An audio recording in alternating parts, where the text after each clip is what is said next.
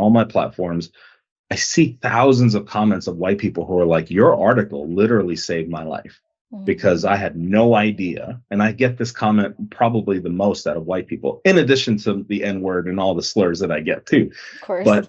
But the white folks who are like, this article literally saved my life. I've heard that probably 100 times just since January because I did a whole series on whiteness. My point in saying all this is that there are steps and methods that we have to recondition ourselves to operate from, to remember that your job is not to convince anybody of anything. That is not the job, because that is initially where every single one of us goes to, and then Yeah. we beat ourselves up because people aren't reciprocating, they're not listening.